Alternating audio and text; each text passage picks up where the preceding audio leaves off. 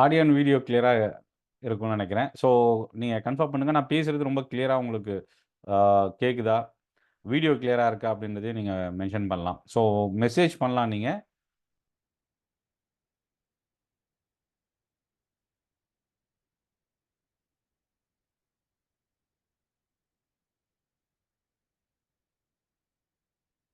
Okay. Thank you.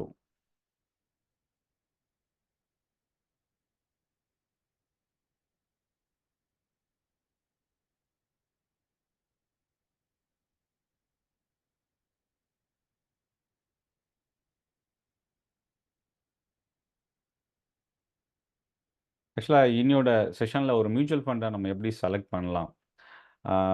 நெறைய நம்ம மீடியாலயும் சரி, அதாவது YouTubeல, டிவில இந்த மாரி நெறைய விஷயங்கள் மியூச்சுவல் ஃபண்ட பத்தி நம்ம அட்வர்டைஸ்மென்ட்டாவும் சரி, நியூஸாவும் சரி, இன்ஃபர்மேஷனாவும் நம்ம ரிசீவ் பண்ணிட்டு இருக்கிறோம்.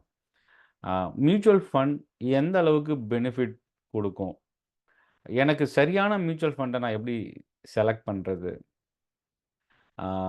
உங்களுக்கு பொறுமை இருக்கு அப்டின்னா, கண்டிப்பா ஒரு லாங் டெர்ம் இன்வெஸ்ட்மென்ட்க்கு நீங்க மியூச்சுவல் ஃபண்ட செலக்ட் பண்ணலாம். அதுல எந்த ஒரு மாற்றமும் இல்ல. ஏன்னா, ஆ நம்மளோட குழந்தைகளுக்காகவும் ஒரு மோர் தென் 10 இல்ல 15 இயர்ஸ்க்கு மேல ஒரு கமிட்மெண்ட் இருக்கு. அந்த கமிட்மெண்ட்ட ஃபுல்ஃபில் பண்றதுக்கு எனக்கு பணம் தேவ அப்டின்னு நீங்க நெனைக்கிறீங்கன்னா, அதுக்கு மியூச்சுவல் ஃபண்ட நம்ம செலக்ட் பண்ணலாம். ஆ ரொம்ப ஒரு சிம்பிள் மேத்தமேட்டிக் கால்குலேஷன். அதாவது ஆம் ஒரு ரூ. 50,00,000 ஒரு வீடு நம்ம வாங்க போறோம். அதுக்கு வந்து ஒரு 10 லேக்ஸ் நம்மகிட்ட அட்வான்ஸ் கையில வச்சிருக்கோம். ரிமைனிங் 40 லேக்ஸ் வந்து நம்ம லோன் போடுறோம். இந்த ரூ. 40,00,000 லோன ஒரு 15லருந்து 20 வருஷத்துக்கு நம்ம ரீபே பண்ணும்போது, கிட்டத்தட்ட ஒரு 30லருந்து மேபி ஒரு 25-30 லேக்ஸ் எக்ஸ்ட்ரா பே பண்ணுவோம். அப்ப என்ன ஆகுது? ரூ. 40,00,000 லோன் பிளஸ் ஒரு 30 லேக்ஸ் இன்ட்ரெஸ்ட்டு மொத்தம் 70 லேக்ஸ். நம்மளோட கேஷ் வந்து ஒரு 10 லேக்ஸ் மொத்தம் 80 லேக்ஸ் அந்த லோன் முடியும்போது நம்ம இன்வெஸ்ட் பண்ணியிருப்போம்.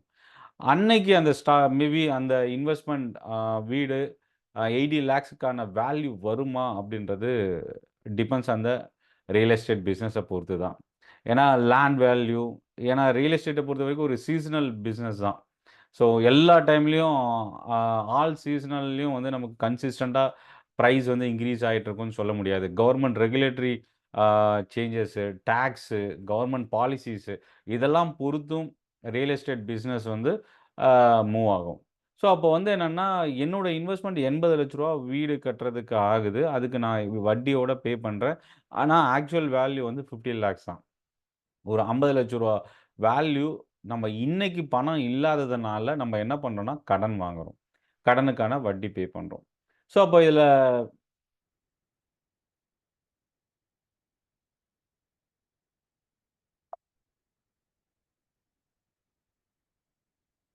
ஸோ இப்போ இந்த இன்ட்ரெஸ்ட் அசல் நம்ம அந்த லோனுக்கான ப்ராசஸ் இது ஒரு பக்கம் வச்சுக்கலாம்.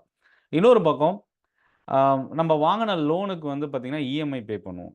ஸோ அப்ராக்ஸிமேட்டா வந்து பார்த்தீங்கன்னா, ஒரு 40 லேக்ஸ் அந்த லோன் அமௌண்ட்க்கு வந்து ஒரு 30,000 சம்திங் வந்து நம்ம ரீபேமெண்ட் வந்து இஎம்ஐயா பே பண்ணுவோம். நம்மளோட அக்கவுண்ட்லேருந்து அந்த பேங்க் வந்து இசிஎஸ் மூலியமா டிடக்ட் பண்ணிட்டே வருவாங்க. இதுல நம்ம இன்னொரு விஷயம் கவனிக்கணும். இதே இன்வெஸ்ட்மென்ட்ட நான் வந்து வீடு வாங்காம மியூச்சுவல் ஃபண்ட்ஸ்லயோ, இல்ல அதர் இன்வெஸ்ட்மென்ட்லயோ நான் இன்வெஸ்ட் பண்ணா, எனக்கு இத விட பெட்டரான ரிட்டர்ன் கிடைக்குமா? அப்படின்னு கேட்டீங்கன்னா, கண்டிப்பா அதிகமான பாசிபிலிட்டி இருக்கு. நிஃப்டியோட பாஸ்ட் ரெக்கார்ட் என்ன சொல்லுது அப்படின்னா, ஆவரேஜா 15% ரிட்டர்ன் பெர் இயர்க்கு வருது. சிஏஜிஆர்ன்னு சொல்லுவோம். சிஏஜிஆர்ன்றது என்னன்னா, ஆ நீங்க போன வருஷம் 15% அதுக்கு முந்தின வருஷம் 15% அப்படின்னு ஒவ்வொரு வருஷமும் எக்ஸாக்ட்டா 15% ரிட்டர்ன் கிடையாது. ஒரு சில வருஷம் மைனஸ் ரிட்டர்னா கூட இருக்கலாம். இல்ல ப்ராஃபிட் வராம கூட இருக்கலாம். நிஃப்டியோட இண்டெக்ஸ் ரிட்டர்ன்ல. ஒரு சில வருஷம் 40% 50% வரும். ஸோ ஆவரேஜா நம்ம கன்சாலிடேட் பண்ணி அத பார்க்கும்போது 15% ஆவரேஜ் ரிட்டர்ன். இத வச்சு பார்க்கும்போது ஒவ்வொரு நம்மளோட இன்வெஸ்ட்மென்ட் எஸ்ஐபி மூலியமா, அதாவது இஎம்ஐக்கு பதில் எஸ்ஐபியா வந்து நம்ம ஒரு 30,000 அந்த லோனுக்கு ரீபேமெண்ட் வந்து 30,000 நம்ம இ அ அ எஸ்ஐபியா போடும்போது என்ன ஆகும் அப்டின்னா, அந்த எஸ்ஐபி வேல்யூ வந்து இந்த 10 இயர்ஸோ இல்ல 15 இயர்ஸுக்கு மேல போகும்போது, கிட்டத்தட்ட 3லிருந்து 5 மடங்குக்கு மேல இன்கிரீஸ் ஆகும். ஒரு சில மார்க்கெட் கண்டிஷன பொறுத்து பார்க்கும்போது 10 டைம்ஸ்க்குலாம் கூட இன்கிரீஸ் ஆயிருக்கு. எக்ஸாம்பிள் வந்து இப்போ ரீசென்ட்டா last year HDFC defence fund வந்து பார்த்தீங்கன்னா, லான்ச் பண்ணியிருந்தாங்க என்எஃப்ஓ. அதுல நியர்லி இப்போ வரைக்குமே 130% இன்கிரீஸ் ஆயிருக்கு. ஸோ அப்போ இது என்ன நமக்கு இங்க அ எக்ஸ்ப்ளைன் பண்ணுது மியூச்சுவல் ஃபண்ட் மார்க்கெட் பொறுத்தவரைக்கும். மியூச்சுவல் ஃபண்ட் ஒரு ஃபண்ட் இல்ல. மியூச்சுவல் ஃபண்டுன்றது ஒரு இன்வெஸ்ட்மென்ட் கிடையாது, முதல் விஷயம். 2வது இது வந்து மல்டிபிள் அசெட்ல இன்வெஸ்ட் பண்ணக்கூடிய ஒரு இன்வெஸ்ட்மென்ட் இன்ஸ்ட்ருமென்ட். ஃபினான்ஷியல் இன்ஸ்ட்ருமென்ட்ன்னு கூட சொல்லலாம். ஸோ அப்ப இந்த மியூச்சுவல் ஃபண்ட்ல நான் டைரக்ட்டா ஒரு மியூச்சுவல் ஃபண்ட்ல இன்வெஸ்ட் பண்ணணும்னு போயிட்டு நம்ம பிளைண்டா ஒரு மியூச்சுவல் ஃபண்ட்ல இன்வெஸ்ட் பண்ண முடியாது. ஏன்னா, ஒரு சில மியூச்சுவல் ஃபண்ட் கடந்த 2, 3 வருஷமா இன்னும் ரிட்டர்னே இல்லாமல்லாம் கூட இருக்கு. ஒரு சில மியூச்சுவல் ஃபண்ட்ஸ். ஒரு சில மியூச்சுவல் ஃபண்ட்ஸ் மோர் தென் 100%க்கு மேலலாம் இன்கிரீஸ் ஆயிருக்கு. ஸோ, அப்போ வந்து என்னன்னா, இந்த மாரி ஒரு மியூச்சுவல் ஃபண்ட்ஸ நீங்க செலக்ட் பண்றீங்க அப்டின்னா, ஆ நமக்கு வந்து டிபெண்ட்ஸ் ஆன் நம்மளோட கமிட்மெண்ட்ஸ் என்ன? அந்த கமிட்மெண்ட்ஸ நம்ம எப்படி ஹேண்டில் பண்றோம்? அதுக்கான டார்கெட் நமக்கு வருதா? இது எல்லாத்துக்குமே வந்து நமக்கு தெரியக்கூடிய ஒரு விஷயம் என்னன்னா, ரிட்டர்ன். பாஸ்ட் ரிட்டர்ன பேஸ் பண்ணி தான் நம்ம மியூச்சுவல் ஃபண்ட்ஸ வந்து செலக்ட் பண்றோம், 1. 2வது ஸ்டார் ரேட்டிங்க பேஸ் பண்ணி நம்ம மியூச்சுவல் ஃபண்ட செலக்ட் பண்றோம். 3வது அது என்ன ஏஎம்சி அதாவது HDFC mutual fund, ICICI mutual fund, Aditya Birla, Motilal Oswal, அ ஆக்சிஸ் மியூச்சுவல் ஃபண்ட். இந்த மாரி கம்பெனி பேஸ்டு மியூச்சுவல் ஃபண்ட வந்து நம்ம செலக்ட் பண்றோம். ஆம், ஒவ்வொரு மியூச்சுவல் ஃபண்டும் ஒரு ஃபார் எக்ஸாம்பிள் எடுத்துக்கிட்டோம்னா, இப்ப ஆக்சிஸோட லார்ஜ் கேப் ஃபண்ட விட ஐசிஐசிஐயோட லார்ஜ் கேப் ஃபண்ட் நல்லா பெர்ஃபார்ம் பண்ணலாம். இது எக்ஸாம்பிள்க்காக தான். அதேபோல ஐசிஐசிஐயோட மிட் கேப் ஃபண்ட விட ஆக்சிஸோட மிட் கேப் ஃபண்ட் நல்லா பெர்ஃபார்ம் பண்ணலாம். ஸோ மியூச்சுவல் ஃபண்ட் அப்படின்றது ஏஎம்சிய பொறுத்து ரிட்டர்ன் கிடையாது. ஏஎம்சி நீங்க சூஸ் பண்றது only based on a familiarity, brand இது மட்டும் தான். மத்தபடி நீங்க செலக்ட் பண்ற மியூச்சுவல் ஃபண்ட், அவங்க அத எப்படி ஹேண்டில் பண்றாங்க? என்ன போர்ட்ஃபோலியோல இன்வெஸ்ட் பண்றாங்க? ஆ என்ன கேரக்டரிஸ்டிக்ஸ் அந்த மியூச்சுவல் ஃபண்டோட கேரக்டரிஸ்டிக்ஸ் என்ன? ஆ மல்டிபிள் அசெட்டா? இல்ல ஒரு ஹைபிரிட் ஃபண்டா? இல்ல ஈக்விட்டில இன்வெஸ்ட் பண்ற ஃபண்டா? கடன் பத்திரம் அதாவது டெட்ன்னு சொல்லுவோம். அந்த டெட்ல இன்வெஸ்ட் பண்ற மியூச்சுவல் ஃபண்டா? என்னன்றது நம்ம தெரிஞ்சுக்கணும். ஸோ அது தெரிஞ்சுக்கிட்டு பண்ணும்போது நமக்கு அதுக்கான ரிட்டர்ன் வந்து கொஞ்சம் பெட்டரா இருக்கும்.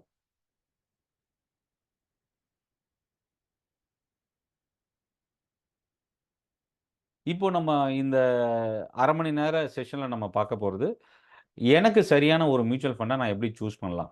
அதாவது ஒவ்வொருத்தருக்கும் போயிட்டு நீங்க இந்த மியூச்சுவல் ஃபண்ட் உங்களுக்கு இந்த மியூச்சுவல் ஃபண்ட் எடுக்கலாம். ஆ நீங்க வந்து டெட் ஃபண்ட் யூஸ் பண்ணுங்க. நீங்க ஈக்விட்டி ஃபண்ட யூஸ் பண்ணுங்க அப்படின்னு நம்ம ஒவ்வொருத்தரா சஜெஸ்ட் பண்ண முடியாது. அதேபோல எல்லா டைம்லயும் இன்வெஸ்டர்ஸ் வந்து டிபெண்ட் பண்ணியும் இருக்க முடியாது. அப்போ எனக்கான மியூச்சுவல் ஃபண்ட நான் எப்படி செலக்ட் பண்ணலாம்? அதுக்கு என்னென்ன ஸ்டெப்ஸ் ஃபாலோ பண்ணலாம்? அதுக்கு முதல் விஷயம் ஒரு மியூச்சுவல் ஃபண்ட் எப்படி ப்ராசஸ் ஆகுது? அந்த கம்பெனி எப்படி ரன் ஆகுது? அவங்களோட ப்ராசஸ் பேக்கிரவுண்ட்ல என்ன நடந்துட்டு இருக்கு? இத பத்தி ஃபர்ஸ்ட் நம்ம அண்டர்ஸ்டாண்ட் பண்ணிக்கலாம். ஸோ அதுக்கு வந்து நான் இங்க வந்து அந்த மியூச்சுவல் ஃபண்ட் ப்ராசஸ்க்கான ஒரு சார்ட் வந்து நான் இங்க உங்களோட ஷேர் பண்ண போறேன். இப்போ நீங்க பார்த்துட்டு இருக்கிறது ஒரு மியூச்சுவல் ஃபண்ட் எப்படி ஃபங்ஷன் ஆகுது. அ ஒரு மியூச்சுவல் ஃபண்ட் ஸ்டார்ட் பண்ணணும் அப்டின்னா, அதுக்கு முதல் விஷயம் ஒரு ஸ்பான்சர் டிசைட் பண்ணணும். ஸ்பான்சர்ன்றவங்க யாரு? இவங்க தான் பிரைமரி இன்வெஸ்டார். ஸ்பான்சர்ன்றவங்க ஒரு பிரைமரி இன்வெஸ்டார். நான் ஒரு மியூச்சுவல் ஃபண்ட ஸ்டார்ட் பண்ணணும். அந்த மியூச்சுவல் ஃபண்ட்ல இன்வெஸ்ட் பண்ணணும். அந்த மியூச்சுவல் ஃபண்ட்ல என்ன டைப் ஆஃப் ஃபண்ட் ஸ்கீம் அது. ஸோ, இப்போ ஒரு ஸ்பான்சர் என்ன பண்ணுவார் அப்டின்னா, ஒரு ட்ரஸ்டியா அப்பாயிண்ட் பண்ணுவாங்க.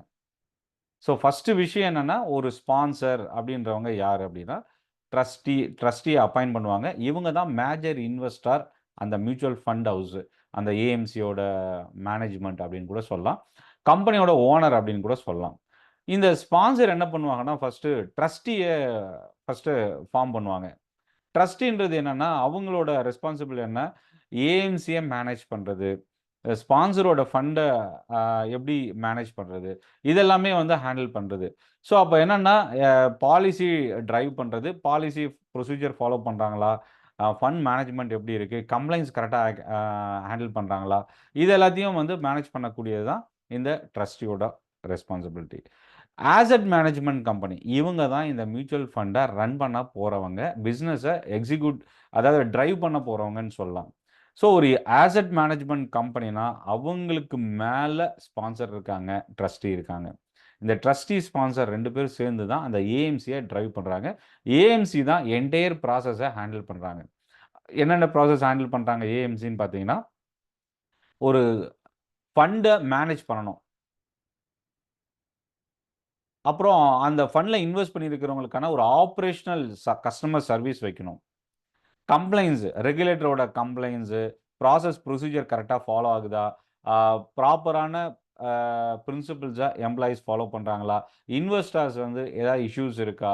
இந்த மாரி கம்ப்ளைண்ட்ஸ் ஆக்டிவிட்டி மேனேஜ் பண்றது. சேல்ஸ் அண்ட் மார்க்கெட்டிங்ன்றவங்க யாருன்னா, அந்த ஃபண்ட எடுத்துட்டு போய் கஸ்டமர்ஸ்ட்ட ரீச் பண்ண வைக்கிறவங்க, மார்க்கெட்டிங் பண்ண வைக்கிறவங்க, sales and marketing. Other functions maybe mutual ஃபண்ட்ஸ்க்கும், ஏஎம்சிக்கும் கிளையன்ட்டுக்குமான ரிலேஷன்ஷிப். அந்த ஃபண்ட்ஸோட பேக்கிரவுண்ட் ப்ராசஸ் இதெல்லாமே ஹேண்டில் பண்றவங்க அதர் ஃபங்ஷன்ஸ். இதில ஃபண்ட் மேனேஜ்மென்ட்ல தான் ரொம்ப இம்பார்ட்டன்ட் கீ ஏரியா இருக்கு. என்னன்னா, அனலிஸ்ட் அந்த ஃபண்ட்ல வந்து எந்த மியூச்சுவல் ஃபண்ட்ல என்ன ஸ்டாக்ஸ ஹேண்டில் பண்ணணும்? அந்த ஃபண்டோட அப்ஜெக்டிவ் என்ன? ஒரு மியூச்சுவல் ஃபண்ட் நீங்க ஸ்கீம் ஒரு கம்பெனி ஏஎம்சி ஸ்டார்ட் பண்றாங்கன்னா, அது வந்து என்எஃப்ஓ அப்படின்னு சொல்லுவோம். New fund offer. ஆ இப்போ ஸ்டாக் மார்க்கெட்ல வந்து ஒரு ஸ்டாக் டைரக்ட்டா வந்து ட்ரேட் ஆக முடியாது. ஃபர்ஸ்ட்டு அந்த கம்பெனி செபிய அப்ரோச் பண்ணணும். அவங்களோட கம்பெனி பிசினஸ் ப்ராசஸ செபில சப்மிட் பண்ணணும். அதுக்கப்புறம் அவங்க ஃபண்ட் எவ்வளோ வரைக்கும் ரைஸ் பண்ணலான்றது அவங்க ஒரு அப்ரூவல் குடுப்பாங்க. அதுக்கப்புறம் RTA registrar and transfer agent. RTA மூலியமா இவங்க ஆட் குடுத்து, ஐபிஓ ஒண்ணு வருது. இந்த ஐபிஓட பிரைஸ் வந்து இந்த கம்பெனி பிரைஸ் இவ்வளோ. பொதுமக்கள் யாருக்கெல்லாம் நீங்க அப்ளை பண்ணணும்னு நெனைக்கிறீங்களோ, இந்த ஐபிஓல அப்ளை பண்ணலாம் அப்படின்னு சொல்லி கம்பெனில டைரக்ட்டா ஷேர பணம் குடுத்து வாங்குறது. இது ஆன்லைன் ப்ராசஸ் தான் இப்போதைக்கு. ஸோ அப்ப என்னன்னா, இந்த ஐபிஓ எப்படி ஸ்டாக் மார்க்கெட்ல வர்றதுக்கு முன்னாடி அந்த கம்பெனி ப்ராசஸ் எடுக்குறாங்களோ, அதே போல தான் ஒரு மியூச்சுவல் ஃபண்ட் கம்பெனி ஒரு நியூ ஸ்கீம லான்ச் பண்ணும்போது, இந்த ஸ்கீம்னா என்ன அப்படின்றத நான் அடுத்து சொல்றேன். ஒரு புது மியூச்சுவல் ஃபண்ட லான்ச் பண்ணும்போது, அது என்எஃப்ஓ. இன்னும் வந்து மார்க்கெட்ல வரல. இப்ப தான் மார்க்கெட்ல வரப்போகுது. அதுக்கு இஷ்யூன்னு சொல்லிட்டு ஒரு டூரேஷன் குடுப்பாங்க. 10 டேஸ் ஆர் 15 டேஸ். அந்த டூரேஷன்க்குள்ள யார் வேணாலும் அப்ளை பண்ணலாம். அது அப்ளை பண்ணும்போது ரூ. 10 என்ஏவி இருக்கும். ஸோ, அப்ப அந்த அனலிஸ்ட் வந்து என்ன பண்ணுவாங்கன்னா, அந்த மியூச்சுவல் ஃபண்ட்ல என்னென்ன ஸ்டாக் வாங்கலாம். ஃபண்ட் மேனேஜர்ஸ் என்ன பண்ணுவாங்க, ஃபண்ட மேனேஜ் பண்ணுவாங்க. எவ்வளோ ப்ராஃபிட் வந்திருக்கு, என்னென்ன ஸ்டாக் இறங்கியிருக்கு, மார்க்கெட் அப்டேட்ஸ் என்ன, எந்த ஸ்டாக்ல நெகட்டிவ் நியூஸ் இருக்கு, என்னென்ன ஸ்டாக் பாசிட்டிவ் நியூஸ். அந்த ஸ்டாக் வந்து பை பண்றது, டிரான்சாக்ஷன் பண்றது எல்லாமே டீலர்ஸ். ஸோ, டீலர் தான் அந்த ஃபண்டோட ஸ்கீமோட டிரான்சாக்ஷன மேனேஜ் பண்றவங்க. ஸோ, அந்த ஃபண்ட் மேனேஜ்மென்ட். அடுத்தது register and transfer agency customer சப்போர்ட்டுக்காகவும், custody, fund accounting, cash management இதெல்லாமே ஹேண்டில் பண்றவங்க. ஸோ டிஸ்ட்ரிபியூஷன்றது வந்துன்னா, அந்த ஒரு மியூச்சுவல் ஃபண்ட் டிஸ்ட்ரிபியூட்டர் அப்படின்னு சொல்லுவோம். இவங்க வந்து அந்த ஃபண்டுக்கான ஒரு சப் புரோக்கர், ஸ்டாக் மார்க்கெட்ல சப் புரோக்கர்ன்னு சொல்லுவோம். ஏஜென்ட் அப்படின்னு கூட சொல்லலாம். இன்சூரன்ஸ்ல வந்து நம்ம ஏஜென்ட்ன்னு சொல்றோம் இல்லையா? அந்த மாரி இதில வந்து டிஸ்ட்ரிபியூட்டர் அப்படின்னு சொல்லுவோம். ஸோ அப்போ ஒரு மியூச்சுவல் ஃபண்ட் ஸ்பான்சர், ட்ரஸ்டி அதுக்கப்புறம் ஒரு ஏஎம்சி. ஏஎம்சிக்கு அப்புறம் பார்த்தீங்கன்னா, fund management, customer support, sales and marketing. இங்க வந்து பார்த்தீங்கன்னா, கம்ப்ளையன்ஸ். ஸோ அப்ப இவ்வளோ தான் மேக்ஸிமம் ஒரு மியூச்சுவல் ஃபண்டோட ப்ராசஸ். எனக்கு நான் ஒரு பிகினர்.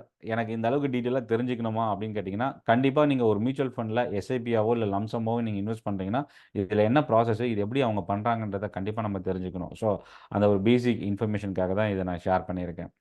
இப்போ ஆஸ் எ இன்வெஸ்டர் எனக்கு எந்த மியூச்சுவல் ஃபண்ட் நான் செலக்ட் பண்ணலாம்? இதுக்கு வந்து நான் நெறைய யூடியூப் சேனல்ல நான் பார்க்கும்போது, கடந்த 10 வருஷத்துக்கு முன்னாடி நீங்க ரூ. 1000 மாசம் போட்டிருந்தீங்கன்னா, உங்களுக்கு இத்தன கோடி கிடைக்கும். கடந்த 10 வருஷத்துக்கு முன்னாடி நீங்க மாசம் 10,000 போட்டிருந்தா, உங்களுக்கு 5 கோடி கிடைச்சிருக்கும் இந்த மியூச்சுவல் ஃபண்ட்ல. கடந்த 5 வருஷத்துக்கு முன்னாடி இந்த மியூச்சுவல் ஃபண்ட்ல போட்டீங்கன்னா, 100% கிடைச்சிருக்கும். எல்லாமே கிடைச்சிருக்கும். ஆனா, எனக்கு கிடைச்சதா? அப்படின்றது தான் எல்லாருக்குமான ஒரு கொஸ்டின் மார்க். ஒரு ஸ்மால் ரீட்டெயில் இன்வெஸ்டர் மியூச்சுவல் ஃபண்ட்ல இன்வெஸ்ட் பண்ணும்போது என்னென்ன சிக்கல் இருக்கு? இந்த மாரி விஷயத்த எல்லாத்தையும் கேள்விப்பட்டு, மியூச்சுவல் ஃபண்ட் ஒரு நல்ல ப்ராடக்ட், பினான்சியல் ப்ராடக்ட்ன்னு நான் டிசைட் பண்ணி ஒரு மியூச்சுவல் ஃபண்ட்ல இன்வெஸ்ட் பண்ணும்போது என்ன ஆகும் அப்டின்னா, பிராக்டிகலா ஆஸ் எ இன்வெஸ்டர் மியூச்சுவல் ஃபண்ட்ல இந்த மாரி ப்ராஃபிட் எடுக்க முடியுமானா, கண்டிப்பா எடுக்க முடியும். அதுல நெறைய சிக்கல் இருக்கு. அதாவது சொல்லுவோம், ஒரு புதையல எடுக்கணும் அப்டின்னா, 7 மலை, 7 கடல் தாண்டி வரணும் அப்படின்னு அந்த பழைய கதைலாம் சொல்லுவாங்க. அந்த மாரி ஆனா பாஸ்ட் ரெக்கார்ட் வந்து ரொம்ப ஈஸி. எப்படி ஈஸி அப்படின்னா, 10 வருஷத்துக்கு முன்னாடி ஒரு மியூச்சுவல் ஃபண்ட்ல நீங்க 10,000 போட்டிருந்தீங்கன்னா, இன்னைக்கு வந்து அது 1,00,00,000 அப்படின்னு ஒரு ஆட் வருதுன்னு வச்சுக்கலாம் ஒரு எக்ஸாம்பிள்க்காக. அந்த 10 வருஷத்துல என்ன நடந்திருக்குன்னு பார்த்தீங்கன்னா, 2020ல கோவிட் பேண்டமிக் வந்தது. அது ஒரு பெரிய டிராஸ்டிக் ஃபினான்ஷியலாவும் சரி, எக்கனாமிக்ல ரொம்ப ஓவரால் வாழ்வாதாரத்தையே வந்து அசைச்சு அசைச்சு பார்த்தது. ஸோ அந்த கோவிட்லயும் மார்க்கெட் வந்து பார்த்தீங்கன்னா, அ ரொம்ப ஒரு பெரிய ஃபால். அதுலருந்து இறங்கி மறுபடியும் மார்க்கெட் வந்து ரெக்கவர் ஆச்சு. ஸோ மார்க்கெட் இறங்கி பெரிய அளவுக்கு ஒரு ஃபால் வரும்போது, என்னோட மியூச்சுவல் ஃபண்ட் வந்து நான் வந்து ஃபார் எக்ஸாம்பிள் 2015ல நான் இன்வெஸ்ட் பண்ணியிருந்தேன். 2015லேருந்து 2020 வரைக்கும் எனக்கு கன்சிஸ்டன்ட்டா கொஞ்சம் இன்கிரீஸ் ஆயிட்டே வந்தது. ஸோ நான் என்ன பண்ணேன்னா, மாசம் மாசம் வந்து என்னோட எஸ்ஐபிய வந்து கன்டின்யூ பண்ணிட்டு இருக்கேன். 2020ல வரும்போது ஒரு பெரிய அளவுக்கு ஒரு கிரைசிஸ் வருது. ஹெல்த் கிரைசிஸ் வருதுன்னா, அந்த இடத்துல எனக்கு என்ன தோணும்னா, நான் ரூ. 5,00,000 இன்வெஸ்ட் பண்ணியிருக்கிறேன் எஸ்ஐபில. மாசம் மாசம் 10,000 போட்டிருக்கேன். ஏற்கனவே ஒரு ரூ. 5,00,000 பே கார்பஸ் இருக்கு. அதான் ஏஎம் என்னோட அக்கவுண்ட்ல இருக்கு. இப்ப இந்த ரூ. 5,00,000க்கு ரூ. 2,00,000 ப்ராஃபிட்ல இருக்கு. எனக்கு என்ன தோணும் அப்டின்னா, மார்க்கெட் இந்த அளவுக்கு கிராஷ் ஆகுது. ரூ. 5,00,000 என்னோட இன்வெஸ்ட்மென்ட். ரூ. 2,00,000 நான் வந்து ப்ராஃபிட்ல இருக்கேன். மார்க்கெட் வேற ஃபால் ஆயிட்டு இருக்கு. இந்த இடத்துல நம்ம எடுத்துடலாமா? அப்படின்னு ஒரு பயம் வரும். அப்ப என்ன ஆகும் அப்படின்னா, அந்த டைம்ல நம்ம 2,00,000 1,50,000 ஆகும். 1,50,000 1,00,000 ஆகும். நம்ம ப்ராஃபிட் நான் சொல்றது வந்து ப்ராஃபிட் அசல விட்டுருங்க. 1,00,000 என்ன ஆகும்னா 75,000 ஆகும். அப்புறம் 50,000 ஆகும். அ ஒரு கட்டத்தில என்ன தோணும்னா, ரூ. 2,00,000 ப்ராஃபிட்ல இருந்த நம்மளோட மியூச்சுவல் ஃபண்ட் எஸ்ஐபி இன்வெஸ்ட்மென்ட் இப்ப ரூ. 50,000 லாபத்துக்கு வந்துருச்சு. அட்லீஸ்ட் இந்த ரூ. 50,000 புக் பண்ணிட்டு, அதுக்கப்புறம் நம்ம மறுபடியும் ஃப்ரெஷ்ஷா இன்வெஸ்ட் பண்ணலாம் அப்படின்னு ஒரு டிசிஷன் எடுக்கும். எப்போ அப்படின்னா, உங்களோட லாபம் கொஞ்சம் கொஞ்சமா ஒரு கிரைசிஸ்ல ஃபால் ஆயிட்டு வரும்போது. அதுக்கப்புறம் அந்த 50,000 வரும்போது நம்ம எக்ஸிட் ஆவோம். ஒரு சிலர் 0 ப்ராஃபிட்ல இருக்கும்போது எக்ஸிட் ஆவாங்க. ஒரு சிலர் ப்ராஃபிட்லேருந்து நெகட்டிவா டர்ன் ஆகும்போது எக்ஸிட் ஆவாங்க. ஒரு சிலர் ரூ. 1,50,000 ரூ. 2,00,000 ப்ராஃபிட்ல இருக்கும்போது எக்ஸிட் ஆவாங்க. ஸோ அப்ப என்ன ஆகும்? இந்த மாரி ஒரு பேனிக்க கடந்து வரும்போது தான், நமக்கு அந்த மியூச்சுவல் ஃபண்டோட return long term mutual fund அப்படின்னு வரும்போது மோஸ்ட்லி என்ன சொல்லுவாங்கன்னா, லாங் டெர்ம் 10 வருஷம், 20 வருஷம் அப்படின்னு சொல்லுவாங்க. ஆனா ஒவ்வொரு சைக்கிள் மார்க்கெட் சைக்கிள் வந்து பார்த்தீங்கன்னா என்னன்னா பாட்டம்ல அக்குமுலேட் பண்ணுங்க.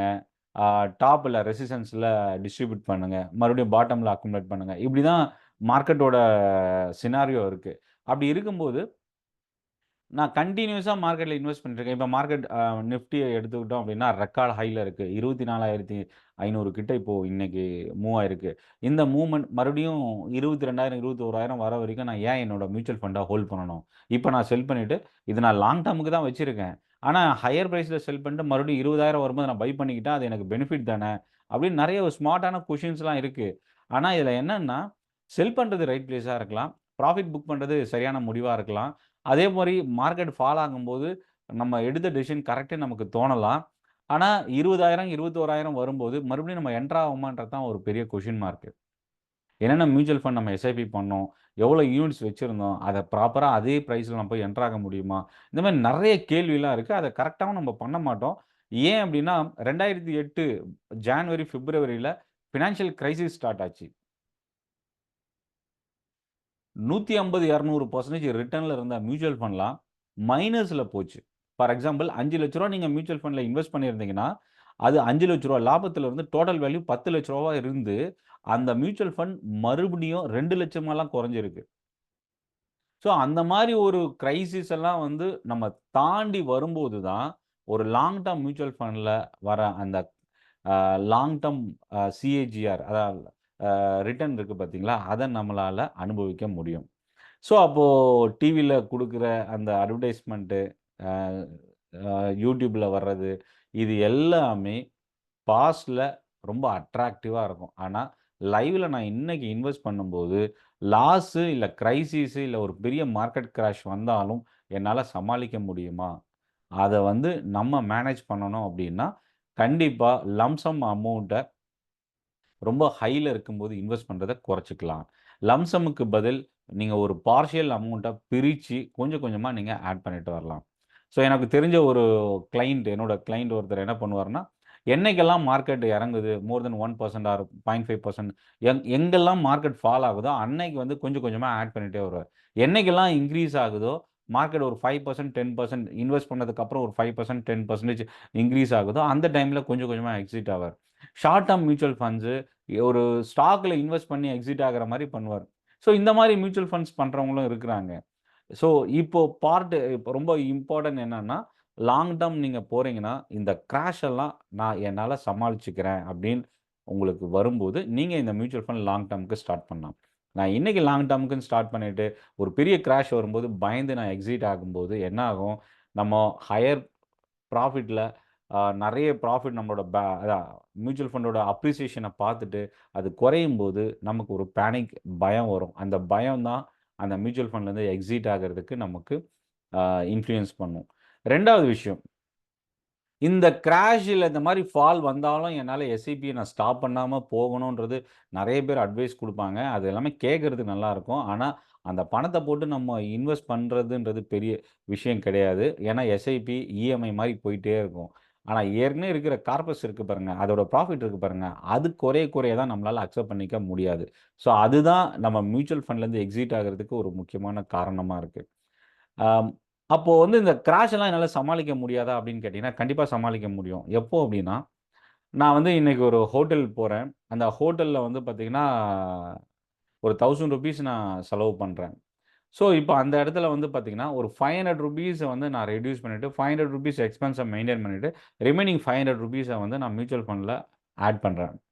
ஸோ, இந்த மாதிரி நீங்க பண்ற ஒவ்வொரு செலவ பண்ண வேணான்னு இல்ல. பண்ணும்போது நம்ம ரொம்ப ஆ சேஃபா அந்த செலவ வந்து அன்னெசசரி எக்ஸ்பென்ஸ குறைச்சுக்கிட்டு, சரியான செலவ பண்ணிட்டு, ரிமைனிங் அதுலருந்து நம்ம மீதி எடுக்கிற பணத்த மியூச்சுவல் ஃபண்ட்ல நம்ம ஆட் பண்ணலாம். அந்த பணம் நமக்கு இல்ல அப்டின்றத நம்ம ஹோல்ட் பண்ணும்போது, அத இன்வெஸ்ட் பண்ணும்போது அத விட்றணும். இது எங்க பிரச்சனையாகுது? பேனிக் செல்லிங்ல வந்து நம்ம எப்ப பண்ணிக்கிறோம்னா, நம்மட்ட இருக்கிற ஒரு மேஜர் இன்வெஸ்ட்மென்ட்ட தூக்கி உள்ள போடும்போது, அது இறங்கும்போது நமக்கு ஒரு பயத்த ஏற்படுத்திரும். லம்சமாவோ, இல்ல எஸ்ஐபியா இருந்தா கூட சரி. கொஞ்சம் கொஞ்சமா ஒரு 10,000 10,000 இல்ல 1000 1000 அப்படின்னு நம்ம மாசம் போடும்போது, அது ஒரு பெரிய அமௌண்ட்டா வரும்போது தான் நமக்கு அது பயமா வரும். ஸோ அப்ப என்னன்னா, நீங்க இன்வெஸ்ட் பண்ணிட்டு, அத நீங்க மேனேஜ் பண்ணணும். ப்ராஃபிட்ல இருக்கு அப்படின்ற மைண்ட நம்ம ரிமூவ் பண்ணிட்டு, இது ஒரு அசெட். இந்த அசெட்ட நான் 15 வருஷம் கழிச்சு தான் நான் விக்கப் போறேன். இன்னைக்கு அது இறங்குனாலும், இன்கிரீஸ் ஆனாலும் எனக்கு அது கவல கிடையாது. ஏன்னா, இப்போ என்னோட கரண்ட் ஃபினான்ஷியல்ல இந்த இன்வெஸ்ட்மென்ட் இறங்குறதுனால பாதிப்பு ஏற்படுத்தாது. அப்படின்றத நம்ம பிலீவ் பண்ணணும். ஸோ, இப்போ நீங்க இன்வெஸ்ட் பண்ணியிருக்கிற long term mutual fund fall ஆகும்போது, அந்த அசெட் ஃபால் ஆனாலும், இன்னைக்கு என்னோட சிச்சுவேஷன இம்பாக்ட் பண்ணாது. அப்போ என்ன மாரி மியூச்சுவல் ஃபண்ட் எவ்வளோ இன்வெஸ்ட் பண்ணணும்? இதுதான் விஷயமே. நான் செலக்ட் பண்ணக்கூடிய மியூச்சுவல் ஃபண்ட் என்னோட இன்கம்ல எவ்வளோ நான் இன்வெஸ்ட் பண்ணணும்? பயம் இல்லாம கிராஷ் ஆனாலும் கவலைப்படாம அடுத்த ஒரு 10 இயர்ஸ் ஆர் 15 இயர்ஸ் டியூரேஷன ரொம்ப ஸ்ட்ரிக்ட்டா நான் ஃபாலோ பண்ணணும் அப்படின்னா, உங்களோட மந்த்லி இன்கம்ல இருந்து ஃபர்ஸ்ட்டு 5% இருந்து 10% ஸ்டார்ட் பண்ணுங்க. ரூ. 10,000 சம்பளம் வாங்கிட்டு இருக்கேன் அப்படின்னா, ரூ. 1000ல ஸ்டார்ட் பண்ணுங்க. இல்ல ரூ. 500ல ஸ்டார்ட் பண்ணுங்க மந்த்லி. அப்படி பண்ணும்போது என்ன ஆகும்னா, நமக்கு அந்த பயம் மார்க்கெட் கிராஷ் ஆனாலும் அந்த பயம் வராது. ஒரு பெரிய அளவுக்கு லாபம் வந்தாலும் எடுத்துக்கணும் அப்படின்ற எண்ணம் வராது. கன்சிஸ்டன்ட்டா நம்ம ஆட் பண்ணிட்டே போம்போது, அது வந்து நமக்கு ஒரு என்ன டார்கெட் வச்சோமோ, அந்த டார்கெட்ட ரீச் பண்றதுக்கு ஹெல்ப் பண்ணும். அதே மாரி நீங்க இப்போ நெறைய smart SIP, SIP top up இந்த மாரி நெறைய நேம்லாம் நம்ம கேள்விப்பட்டிருப்போம். என்ன அர்த்தம் அப்டின்னா, அ எஸ்ஐபி அப்டின்றதே ஒரு பல்க்கா எடுத்துட்டு போய் நான் ஸ்டாக் மார்க்கெட்ல இன்வெஸ்ட் பண்றது, லம்ப் சம்மா இன்வெஸ்ட் பண்றது. பல்க்கா எடுத்துட்டு போய் நான் மியூச்சுவல் ஃபண்ட்ல இன்வெஸ்ட் பண்றது, லம்ப் சம் அப்டின்னு சொல்லுவோம். ஒரே இன்வெஸ்ட்மென்ட். ஒரு முறை இன்வெஸ்ட் பண்ணிட்டு அது அப்ரிஷியேட் ஆக நம்ம ஃபாலோ பண்ணிட்டே வருவோம். அது நல்ல ரிட்டர்ன் வரும்போது நம்ம டார்கெட் ரீச் ஆகும்போது அத நம்ம எடுத்துப்போம். ஆனா இந்த எஸ்ஐபி சிஸ்டமேட்டிக் இன்வெஸ்ட்மென்ட் பிளான். இது தெரியல தெரியாம உங்களுக்கு இருக்காதுன்னு நெனைக்கிறேன். ஏன்னா, ஆ மியூச்சுவல் ஃபண்ட் அப்படின்னு வரும்போது எஸ்ஐபி தான் ரொம்ப ஃபேமஸான ஒரு வேர்ட். ஆ இந்த எஸ்ஐபில வந்து என்ன பிளஸ் அண்ட் மைனஸ்? நெறைய பேருக்கு வந்து லம்ப் சம்ம விட எஸ்ஐபி தான் பெஸ்ட் அப்படின்னு நெனைப்பாங்க. அது நல்ல விஷயம் தான். அது சரியான விஷயம் கூட. ஆனா, லம்ப் சம்மும் பெஸ்ட் தான். எப்படி? எஸ்ஐபி பெஸ்ட்டா, லம்ப் சம் பெஸ்ட்டான்றத டிசைட் பண்ணக்கூடியது எது தெரியுங்களா? Stock market. ஏன்னா, நம்ம இன்வெஸ்ட் பண்ற ஈக்விட்டி மியூச்சுவல் ஃபண்டா இருந்தா, அது ஸ்டாக் மார்க்கெட்ட டிசைட் பண்ணும். அதே மியூச்சுவல் ஃபண்ட் இன் கேஸ் நான் பாண்ட்ல இன்வெஸ்ட் பண்றேன் அப்படின்னா, depends on the interest rate. ஆர்பிஐயோட இன்ட்ரெஸ்ட் ரேட் என்னன்றத பொறுத்து, அந்த இன்ட்ரெஸ்ட் ரேட் பொறுத்து அந்த டெட் இல்ல பாண்ட்ல இன்வெஸ்ட் பண்ணக்கூடிய மியூச்சுவல் ஃபண்டோட வேல்யூ டிபெண்ட் ஆயிருக்கும். ஸோ அப்போ என்னன்னா, நான் லம்ப்சம்மா ரொம்ப பாட்டம்ல இருக்க ஒரு ஸ்டாக் வந்து இல்ல மார்க்கெட் வந்து ரொம்ப லோ லெவல்ல இருக்கு, இல்ல ரொம்ப அட்ராக்டிவ் வேல்யூவேஷன்ல இருக்கு மார்க்கெட் அப்டின்னா, அந்த இடத்துல நம்ம லம்ப்சம்மா இன்வெஸ்ட் பண்ணலாம். ரொம்ப எக்ஸ்பென்சிவா இருக்கு. பிரீமியம்ல இருக்கு மார்க்கெட். இந்த இடம் ரொம்ப ஒரு எக்ஸ்பென்சிவ் ஜோன் அப்டின்னா, சப்ளை எப்போ வேணா வரலாம் அப்டின்ற ஒரு சிச்சுவேஷன் இருக்கு அப்டின்னா, அந்த இடத்துல நம்ம எஸ்ஐபியா பண்ணலாம். ஸோ அப்ப என்னன்னா, 2 டைப்பும் சேர்ந்து பண்ணும்போது நமக்கு அந்த பயம் வராது. ஏன்னா, ஹையர் ஜோன்ல மார்க்கெட்ல எஸ்ஐபி மட்டும் தான் நம்ம இன்வெஸ்ட் பண்ணுவோம். பாட்டம் ஒரு பெரிய கரெக்ஷன் வருது. அ இன்னும் சிம்பிளாவே நான் ஒரு எக்ஸாம்பிளோட சொல்றேன். நான் வந்து மியூச்சுவல் ஃபண்ட்ல இன்வெஸ்ட் பண்ணணும். என்னோட சேலரி வந்து பார்த்தீங்கன்னா, ஒரு 25,000 வச்சுக்கலாம். ரொம்ப ஒரு ஸ்மால் லெவல்ல இருந்து ஈஸியா புரியணுன்றதுக்காக. 25,000 என்னோட சேலரி. நான் என்ன பண்ணேன்னா, மாசம் ரூ. 2,000 எஸ்ஐபி போடுறேன். என்னோட ரூ. 2,000ன்றது என்னோட சேலரிலேருந்து ஒரு 10% வச்சுக்கலாம் எக்ஸாம்பிள்க்கு. ஸோ 10% எஸ்ஐபி நான் போட்டுக்கிட்டே வரேன். ஆனா, அந்த 10% தாண்டி எக்ஸ்ட்ரா ஒரு ரூ. 5,000 எடுத்து நான் தனியா வச்சுக்கிறேன். ஸோ 2000 பிளஸ் 7,000 நான் மியூச்சுவல் ஃபண்டுக்காக நான் எடுத்து தனியா வச்சுறேன் என்னோட சம்பளத்திலேருந்து.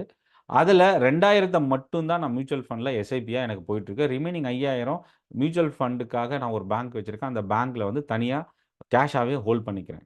ஸோ 25,000 சம்பளம் வருது சேலரி அக்கவுண்ட்ல. ரூ. 7,000 எடுத்து மியூச்சுவல் ஃபண்டோட பேங்க் அக்கவுண்ட்ல போட்டு ரூ. 2,000 மட்டும் எஸ்ஐபி போயிட்டே இருக்கு. மீதி 5,000, 5,000 அதில ஆட் ஆயி அந்த பேங்க் அக்கவுண்ட்ல இருக்கு. நிஃப்டி வந்து 24,400 இருக்கு. 24,500 போகலாம். 25,000 போகலாம். ஸோ மேபி எப்படி வேணா போலாம். அத பத்தி எனக்கு கவல கிடையாது. இன் கேஸ் மார்க்கெட் நிஃப்டி ஒரு 5% கரெக்ஷன் வந்தா, இந்த 5,000, 5,000 பேங்க் அக்கவுண்ட்ல நான் ஆட் பண்ணிட்டே வந்தேன் பார்த்தீங்களா? அதுல ஒரு போர்ஷன் எடுத்து பல்க்கா மியூச்சுவல் ஃபண்ட்ல ஆட் பண்ணுவேன். அங்கருந்து மறுபடியும் இன்னொரு 5% ஆர் 3% மார்க்கெட் கரெக்ஷன் வருது. அந்த இடத்துல நான் ஒரு லம்ப் சம்மா ஒரு போர்ஷன் ஆஃப் த அமவுண்ட் அந்த 5,000, 5,000ல இருந்து நான் ஆட் பண்ணுவேன். ஃபார் எக்ஸாம்பிள் நான் ஒரு 2 வருஷமா எஸ்ஐபி போட்டுட்டுருக்கேன். 2 வருஷமா எஸ்ஐபின்றது மாசம் ரூ. 2,000ன்னு வரும்போது, ஒரு வருஷத்துக்கு ரூ. 24,000 இன்வெஸ்ட் ஆயிருக்கும் மியூச்சுவல் ஃபண்ட்ல. 2 வருஷத்துல ரூ. 48,000 இன்வெஸ்ட் ஆயிருக்கும். ஆனா, அந்த ரிமைனிங் ரூ. 5,000 என்னோட பேங்க் அக்கவுண்ட்ல வச்சுட்டு வந்தேன் பார்த்தீங்களா? அது வந்து ஒரு வருஷத்துல ரூ. 60,000 ஆட் ஆயிருக்கும் கேஷா. 2 வருஷம் வரும்போது ரூ. 1,20,000 கேஷா இருக்கும். ஸோ, அப்ப என்ன ஆயிருக்கு? ரூ. 48,000 மியூச்சுவல் ஃபண்ட்ல இன்வெஸ்ட் ஆயிருக்கு. ரூ. 1,20,000 என்னோட பேங்க் அக்கவுண்ட்ல கேஷா இருக்கு. மியூச்சுவல் ஃபண்ட்க்காக நான் அலோகேட் பண்ண ஃபண்டுல. ஃபண்டுல வந்து 1,20,000 மியூச்சுவல் ஃபண்ட்ல 48,000. இப்ப என்ன ஆகுது? நிஃப்டி வந்து ஒரு 5% கரெக்ஷன் வரும்போது நான் என்ன பண்றேன்? ஒரு 30,000 1,20,000ல இருந்த ஒரு 30,000 எடுத்து நான் ஆட் பண்றேன் மியூச்சுவல் ஃபண்ட்ல. அப்புறம் அங்கிருந்து இன்னும் ஒரு 3 டூ 5% வருது அப்படின்னா, அந்த இடத்துல ஒரு 30,000 இன்வெஸ்ட் பண்றேன். ரூ. 60,000 ஆயிருக்கு. மறுபடியும் இன்னும் ஃபால் ஆகுது. அந்த இடத்துல ஒரு 30,000. இப்போ என்னோட எஸ்ஐபி 48,000 ஆனா நான் ரூ. 30,000 பல்க்கா உள்ள நான் ஆட் பண்ணும்போது, ஆவரேஜ் ஆகும்போது, என்னோட லாஸ் வந்து மேனேஜ் பண்ணலாம். ரிஸ்க்க குறைக்கலாம். ஸோ, அப்ப என்னன்னா, ஒரு மியூச்சுவல் ஃபண்ட் நீங்க என்டர் ஆகுறீங்கன்னா, லம்ப் சம்மும் ஃபோக்கஸ் பண்ணணும். எஸ்ஐபியும் ஃபோக்கஸ் பண்ணணும். இது எதுக்காக அப்டின்னா, மார்க்கெட் கரெக்ஷன் இல்ல கிரைசிஸ் வரும்போது, நமக்கு அந்த பயத்த குறைக்கும். ரிஸ்க்க குறைக்கும். ஸோ, இந்த மாரி ஒரு கான்செப்ட்ல நீங்க மியூச்சுவல் ஃபண்ட் இன்வெஸ்ட்மென்ட்ட நீங்க ஸ்டார்ட் பண்ணலாம். அ அடுத்த 15 வருஷத்துக்கு நான் மியூச்சுவல் ஃபண்ட் பண்ண போறேன் அப்டின்னா, இந்த 15 வருஷத்துல எங்கெங்கெல்லாம் மேபி அ லாஸ்ட் பேக் ரெக்கார்ட்ல எடுத்து பார்த்தீங்கன்னு வச்சுக்கங்களேன், ஒரு 15 வருஷத்துக்கு நீங்க பேக்ல போனீங்கன்னா, அ என்னென்னலாம் ப்ராப்ளம் வந்திருக்கு? அமெரிக்காவுக்கும், சைனாவுக்கும் ட்ரேட் வார் வந்தது. க்ரூட் ஆயில் பெரிய அளவுக்கு ஒரு ராலி இருந்தது. இது எல்லாமே மார்க்கெட் ஃபால் ஆகுறதுக்கு கிரைசிஸ் வந்தது. இப்போ ரீசென்ட்டா ரஷ்யா, உக்ரைன் பிரச்சனை. கோவிட் பேண்டமிக் வந்தது. ஸோ இந்த மாரி நெறைய கிரைசிஸ் வந்திருக்கு. இதனால மார்க்கெட் வந்து பார்த்தீங்கன்னா, 3 டூ 5% ஃபால் ஆயிருக்கு. ஆனா 2டே 2 கிரைசிஸ் தான் இந்த 24 வருஷத்துல பெரிய அளவுக்கு மார்க்கெட்டே புரட்டி போட்டது. ஒண்ணு 2008ல நடந்த பினான்சியல் கிரைசிஸ். அமெரிக்கால இருக்கிற டாப் லீடிங் பேங்க் லீமன் பிரதர்ஸ்ன்ற பேங்க் கிரைசிஸ் அதாவது திவாலாச்சு அந்த டைம். 2வது கோவிட் பேண்டமிக். இந்த 2 தான் பெரிய கிரைசிஸ்.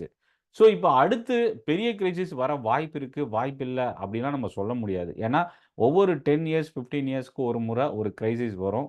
மார்க்கெட் கிராஷ் ஆகும். அந்த இடத்த ஆப்பர்ச்சுனிட்டியா நம்ம பயன்படுத்துறதுக்கு லம்ப் சம் ஹோல்ட் பண்ணலாம். எஸ்ஐபிய கவலைப்படாம இன்வெஸ்ட் பண்ணலாம். மார்க்கெட் எந்த கண்டிஷன்ல இருந்தாலும். ஸோ, இந்த 2 விஷயம் தான். இப்போ எந்த மியூச்சுவல் ஃபண்ட நான் செலக்ட் பண்ணலாம்? ஆம், எஸ்ஐபி அப்படின்னு போகும்போது நெறைய பேர் என்ன சொல்லுவாங்கன்னா, ஸ்மால் கேப் ஃபண்ட் தான் ரொம்ப அட்ராக்டிவா இருக்கு அப்படின்னு சொல்லுவாங்க. ஏன் அப்படின்னா, ஸ்மால் கேப் மியூச்சுவல் ஃபண்ட்ஸ்ல அதிகமான ரிட்டர்ன் கிடைக்கும். சப்போஸ் லார்ஜ் கேப்ன்றது என்ன? மிட் கேப்னா என்ன? ஸ்மால் கேப்னா என்ன? லார்ஜ் கேப்ன்றது ஆ இந்தியால இருக்கிற டாப் லிஸ்டட் கம்பெனி. டாப் 10 அல்ல இப்போ டாப் 50 கம்பெனிஸ் நிஃப்டி 50 இருக்கு. டாப் 200 நிஃப்டி 200 இண்டெக்ஸ் இருக்கு. ஸோ இந்த இண்டெக்ஸ்ல இருக்கிற டாப் கம்பெனிஸ் லார்ஜ் கேப் ஸ்டாக்ஸ்ன்னு சொல்லலாம். மிட் கேப்ல வந்து பார்த்தீங்கன்னா, அடுத்த லெவல் அதாவது 2ண்ட் லெவல்ல இருக்கிற கம்பெனிஸ், மிட் லெவல்ல இருக்கிற கம்பெனிஸ். ஸ்மால் கேப்ன்றது ரொம்ப சின்ன கம்பெனிஸ். இப்போ ரீசென்ட்டா செபி வந்து மைக்ரோ கேப் கம்பெனிஸ் எடுத்துட்டு வந்திருக்கிறாங்க.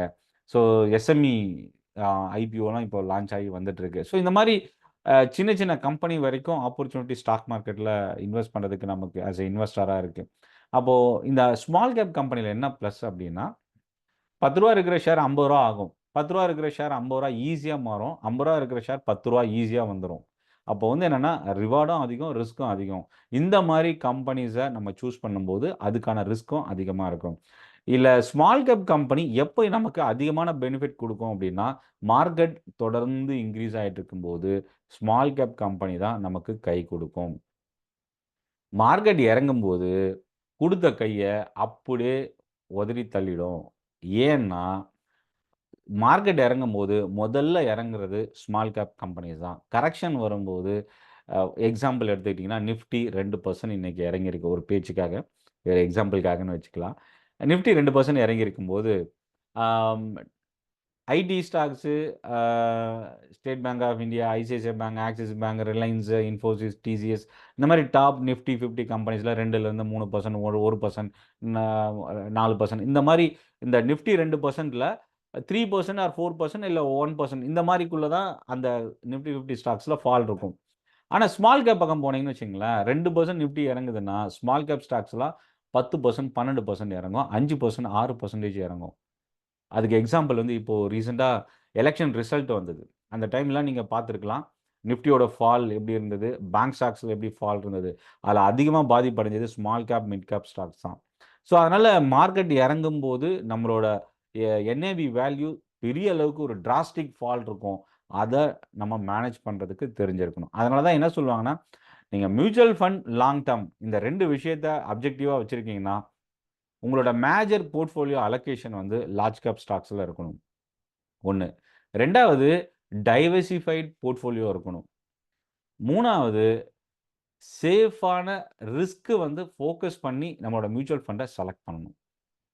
எக்ஸாம்பிள் வந்து முந்தியெல்லாம் வந்து பார்த்தீங்கன்னா, மியூச்சுவல் ஃபண்ட் வந்து ஆரம்பத்தில ஸ்டார் ரேட்டிங்லாம் பார்த்தாங்க. இன்னைக்கு வந்து ஸ்டார் ரேட்டிங்லாம் வந்து பெரிய அளவுக்கு ஃபோக்கஸ் பண்றது இல்ல.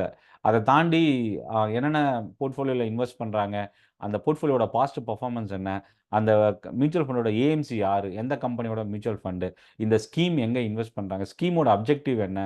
ஸோ இதெல்லாமே இப்போ ரொம்ப டீட்டெயிலா நம்ம பார்க்கறதுனால, ஸ்டார் ரேட்டிங் வந்து ஒரு பெரிய இம்பாக்ட் இப்ப இருக்கிற ட்ரெண்ட்ல நம்ம சீரியஸா எடுத்துக்கிறது இல்ல. ஸோ அப்ப என்னன்னா, நான் வந்து ஒரு ரூ. 1,00,000 வச்சிருக்கேன் அப்டின்னா, என்னோட போர்ட்ஃபோலியோல 60% லார்ஜ் கேப் ஸ்டாக்ஸ் இருக்கலாம். ஒன்லி ஈக்விட்டி மட்டும்னா, ஈக்விட்டி மட்டும் ஃபோக்கஸ் பண்ணக்கூடிய மியூச்சுவல் ஃபண்ட்ல நீங்க இன்வெஸ்ட் பண்ண போறீங்கன்னா, ஓவர் 60% வரைக்கும் நீங்க லார்ஜ் கேப் ஃபோக்கஸ் பண்ணலாம். 20% mid cap, 10% small cap, 10% cash ரிசர்வ்ல வைக்கலாம். ஸோ இந்த மாரி ஒரு டைவர்சிஃபைடு ஈக்விட்டிக்குள்ள ஒரு டைவர்சிஃபைடு மியூச்சுவல் ஃபண்ட நீங்க சூஸ் பண்ணலாம். நான் ரூ. 1,00,000 நான் ஸ்மால் கேப்ல இன்வெஸ்ட் பண்றேன் அப்டின்னா, கண்டிப்பா அது அதிகமான ரிஸ்க் எடுத்துட்டு போறதுக்கு வாய்ப்பு இருக்கு. அடுத்து மியூச்சுவல் ஃபண்ட் பார்த்தீங்கன்னா, ஒரு சிலர் வந்து என்ன என்எஃப்ஓ வந்தாலும் ஆட் பண்ணிடுவாங்க. கிட்டத்தட்ட 40க்கு மேற்பட்ட ஏஎம்சி கம்பெனிஸ் இந்தியால இருக்கு. ஒவ்வொரு மியூச்சுவல் ஃபண்டுக்கும் 50லிருந்து 100 மியூச்சுவல் ஃபண்ட்ஸ்க்கு மேல அவங்க ஆப்பரேட் பண்ணிட்டு இருக்கிறாங்க. இப்போ ஒரு என்னோட கிளையண்ட் ஒருத்தரு நான் அவரோட போர்ட்ஃபோலியோ கேட்கும்போது, கிட்டத்தட்ட 100 மியூச்சுவல் ஃபண்ட்ஸ் வந்து அவரு இன்வெஸ்ட் பண்ணி வச்சிருக்கிறாரு. ஒரு சில மியூச்சுவல் ஃபண்ட் 10,000, 50,000, 5,00,000, 3,00,000, 5,000 இந்த மாரி எல்லா மியூச்சுவல் ஃபண்ட்லும். ஸோ அப்ப என்ன ஆகும் அப்டின்னா, அவரோட போர்ட்ஃபோலியோ டைவர்சிஃபிகேஷன் வந்து ஓவர் என்டையர் ஸ்டாக் மார்க்கெட்ல மோஸ்ட் ஆஃப் த கம்பெனிஸ்ல அவர் ஆட் பண்ணியிருக்கிறார். நல்ல விஷயம் தான். ஆனா, அதே அளவுக்கு நமக்கு வந்து ஒரு ஃபோக்கஸ்டு விஷன் வந்து அந்த மாரி எல்லா ஃபண்ட்லயும் வரும்போது, நம்மளால எடுக்க முடியாது. ஸோ அப்ப என்னன்னா, ஒரு மியூச்சுவல் ஃபண்ட் நீங்க செலக்ட் பண்றீங்கன்னா, ஃபர்ஸ்ட்டு அதுக்கு முன்னாடி உங்களோட கோல் என்ன? எவ்வளோ வருஷத்துக்கு வச்சிருக்க போறீங்க? எவ்வளோ இன்வெஸ்ட்மெண்ட் உங்களுக்கு அதான் 2 விஷயம் இருக்கு. 1 இன்வெஸ்ட் பண்ற அமௌண்ட் என்கிட்ட மாசம் ரூ. 1000 என்னால சேவ் பண்ண முடியும். அத நான் இன்வெஸ்ட் பண்றேன். ஸோ மாசம் நான் ரூ. 1000 இன்வெஸ்ட் பண்ணா எனக்கு 20 வருஷத்துல எவ்வளோ கிடைக்கும்? ஸோ ஆவரேஜா இப்ப நீங்க எந்த மியூச்சுவல் ஃபண்ட் வெப்சைட்ல போனாலும் 13% வரைக்கும் உங்களுக்கு கால்குலேட்டர் குடுத்துருக்காங்க. ஏன்னா, ஆஸ் பெர் ரெகுலேஷன்ஸ் வந்து 13% வரைக்கும் நீங்க வந்து மியூச்சுவல் ஃபண்ட் ரிட்டர்ன் வந்து 13% வரைக்கும் குடுத்தா எவ்வளோ கிடைக்கும் 20 வருஷம் வரைக்கும், இல்ல 30 வருஷம் கழிச்சு அப்படின்றத நீங்க பார்த்துக்கலாம். அதுல ஏன்னா 13%க்கு மேல வந்து ரெஸ்ட்ரிக்ஷன்ஸ் இருக்கு. இதே வந்து நீங்களே கால்குலேட் பண்றீங்கன்னா 15, 20, 18% என்ன வேணா நீங்க போட்டு மேனுவலா கால்குலேட் பண்ணிக்கலாம். ஸோ அப்ப என்னன்னா, அந்த ரூ. 1000 இன்வெஸ்ட் பண்ணும்போது என்னோட டார்கெட் அடுத்த 10 வருஷத்துக்கு எனக்கு எவ்வளோ கிடைக்கும்? அடுத்த 20 வருஷத்துக்கு எனக்கு எவ்வளோ கிடைக்குன்றத நீங்க டார்கெட்டா செட் பண்ணிக்கலாம். அது உங்களுக்கு கன்வீனியன்ட்டா இருக்கான்னு பார்க்கலாம். இல்லன்னா, எஸ்ஐபி டாப் அப்ன்னு ஒண்ணு இருக்கு. அதாவது வருஷத்துக்கு 10% நான் இன்கிரீஸ் பண்ணுவேன் என்னோட எஸ்ஐபிய. ஃபார் எக்ஸாம்பிள் இந்த மாசம் நான் ரூ. 1000 இன்வெஸ்ட் பண்றேன். 12 மாசம் முடிஞ்சதுக்கப்புறம் ரூ. 1100 என்னோட இன்வெஸ்ட்மென்ட். அதுக்கு அடுத்த 12 மாசம் கழிச்சு இன்னும் ஒரு 10%. அதுக்கு அடுத்த 12 மாசம் கழிச்சு ஒவ்வொரு வருஷமும் 10%, 10% நீங்க இன்கிரீஸ் பண்ணும்போது, ஓவரால் அந்த என்டையர் டென்யூர் இருக்கு பாருங்க. 10 வருஷம், 20 வருஷம். அத கழிச்சு பார்க்கும்போது, அந்த டார்கெட் அமவுண்ட் வந்து பெரிய அளவுக்கு டிராஸ்டிக் அளவுக்கு ரைஸ் ஆயிருக்கும். ஸோ அது வந்து பார்த்தீங்கன்னா, மாசம் 10% இன்கிரீஸ் பண்றது நமக்கு ஒரு பெரிய விஷயம் இல்ல. ஆனா, அந்த சேஞ்சஸ் ஒரு ஸ்மால் சேஞ்சஸ் பெரிய அளவுக்கு ரீச் ஆயிருக்கும். பட் அதோட கால்குலேஷன் என்னால நான் டைம் இல்லாதனால என்னால காட்ட முடியல.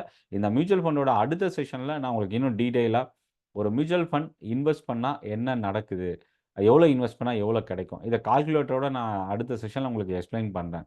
ஸோ அப்போ என்னன்னா, ஆம் ஈக்விட்டி மட்டும் தான் மியூச்சுவல் ஃபண்ட் அப்படின்னு நெறைய பேர் நெனைச்சுட்டு இருக்கீங்க. ஈக்விட்டி மட்டும் மியூச்சுவல் ஃபண்டுன்றது கிடையாது.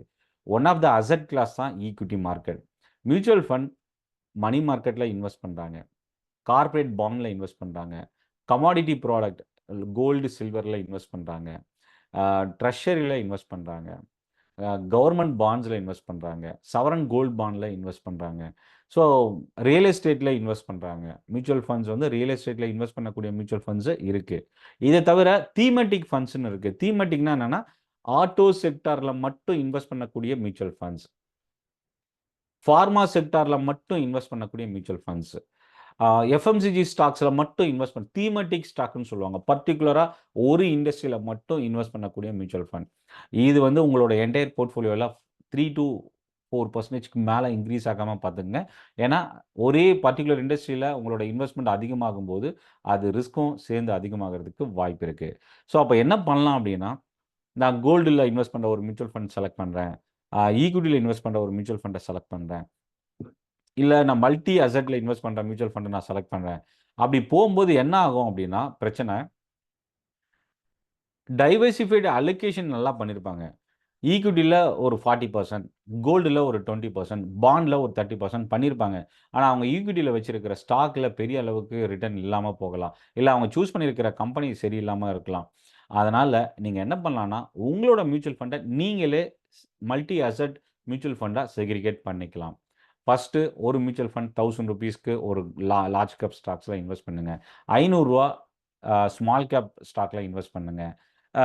200 இல்ல ரூ. 300 இந்த மாரி ₹100 இருந்தே எஸ்ஐபி இருக்கு. ஸோ அப்ப என்ன ஆகும்?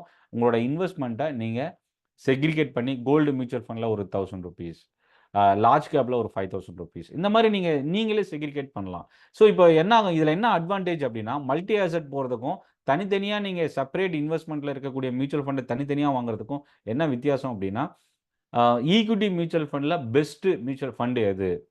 கோல்டுல இன்வெஸ்ட் பண்ற மியூச்சுவல் ஃபண்ட்ல பெஸ்ட் ஏஎம்சி யாரு? இல்ல பெஸ்ட் ரிட்டர்ன் குடுத்திருக்கிற ஃபண்ட் யாரு? அத நம்ம தனியா சூஸ் பண்ணலாம். பாண்ட்ல இன்வெஸ்ட் பண்ணும்போது, கவர்ன்மென்ட் பாண்ட்ல இன்வெஸ்ட் பண்ற மியூச்சுவல் ஃபண்ட்ல இன்வெஸ்ட் பண்ணணுமா? இல்ல கார்ப்பரேட் பாண்ட்ல இன்வெஸ்ட் பண்ற மியூச்சுவல் ஃபண்ட்ல பண்ணணுமா? கவர்ன்மென்ட் பாண்ட்ல இன்வெஸ்ட் பண்ற மியூச்சுவல் ஃபண்ட்ல ரிட்டர்ன் கம்மியா இருக்கும். ஆனா சேஃப்டி அதிகம். அதே மாரி கார்ப்பரேட் பாண்ட்ல இன்வெஸ்ட் பண்ற மியூச்சுவல் ஃபண்ட்ல ரிஸ்க் கொஞ்சம் அதிகம். ரிட்டர்னும் அதிகமா இருக்கும். கவர்ன்மென்ட் பாண்ட கம்பேர் பண்ணும்போது. இத தவிர கோல்டு இன்வெஸ்ட்மென்ட். கோல்ட்ல இன்வெஸ்ட் பண்ற மியூச்சுவல் ஃபண்ட் கோல்டோட பிரைஸ் இன்கிரீஸ் ஆகுறது, ஃபால் ஆகுறத பொறுத்து ட்ரெண்ட் நமக்கு மாறும். ஸோ இந்த மாரி செக்ரிகேஷன் வந்து தனித்தனியா பண்ணும்போது, மல்டி அசெட்ட விட உங்களோட மியூச்சுவல் ஃபண்ட் வந்து பெட்டரான பெர்ஃபார்ம் பண்றதுக்கான வாய்ப்பு இருக்கு. ஸோ சைல்டு எஜுகேஷன் ஒரு சிலர் டார்கெட் வைப்பாங்க. சைல்டோட மேரேஜ் ஒரு சிலர் டார்கெட் வைப்பாங்க. எஜுகேஷன், மேரேஜ், அதுக்கப்புறம் ஃப்யூச்சர் பிசினஸ்ஸு, ஆ ரிட்டயர்மென்ட்க்கு என்னோட ரிட்டயர்மென்ட்க்கு அப்புறம் எனக்கு மாசம் எனக்கு இவ்வளோ அமௌண்ட் வேணும். 50,000 எனக்கு மாசம் வருமானம் வரணும். அதுக்கு நான் இன்னைக்கு என்ன மியூச்சுவல் ஃபண்ட் செலக்ட் பண்ணலாம்? இது எல்லாத்துக்குமே சொல்யூஷன் இருக்கு. ஒரே ஒரு விஷயம் நான் இந்த பிகினிங் இந்த செஷன்ல டிஸ்கஸ் பண்ணது, கிரைசிஸ்ல எப்படி நம்ம மேனேஜ் பண்ணலாம்? இதுதான் ரொம்ப இம்பார்ட்டன்ட். இது யாருமே உங்களுக்கு ஷேர் பண்ணியிருக்க மாட்டாங்க. பட் ஆனா எல்லாருமே ஃபெயில் ஆகுறது, லாங் டெர்ம் இன்வெஸ்ட்மென்ட்னு என்டர் ஆகும்போது நல்லா சிறப்பா இருக்கும். பட் ஆனா அதுக்கப்புறம் நடுவுல பாதி வழியிலேயே அத கட் பண்ணிட்டு ரிட்டர்ன் எடுக்கும்போது, அது நெறைய பேருக்கு முடிஞ்சு போயிடும். 100ல 90 பேருக்கு மேல மியூச்சுவல் ஃபண்ட அவங்க லாங் டெர்முக்கு கன்டின்யூ பண்ணி எடுத்துட்டு போறதில்ல. அதுதான் இன்னைக்கு இருக்கிற மேஜர் ப்ராப்ளம். செகண்ட் செஷன் இருக்கு. அந்த செஷன் நீங்க கலந்துக்கணும் அப்டின்னா, என்னோட டெலகிராம் குரூப்க்கான லிங்க் இருக்கு. அந்த லிங்க் நீங்க டெலகிராம் அப்டேட்ஸும் நான் குடுத்துட்டு இருக்கிறேன். என்னோட வாட்ஸ்அப் நம்பருக்கு நீங்க மெசேஜ் பண்ணுங்க. 6381911250. ஸோ இந்த வாட்ஸ்அப் நம்பருக்கு நீங்க மெசேஜ் பண்ணுங்க. அ இத மெசேஜ் பண்ண 63 நான் அகைன் சொல்றேன். 6381911250.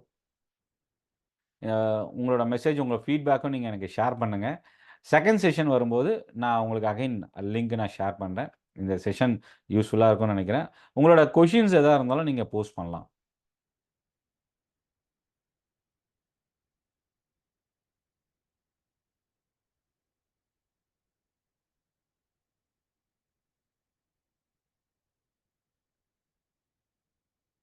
ஓகே. நீங்க வாட்ஸ்அப்லயே எனக்கு மெசேஜ் பண்ணலாம். நன்றி. வணக்கம்.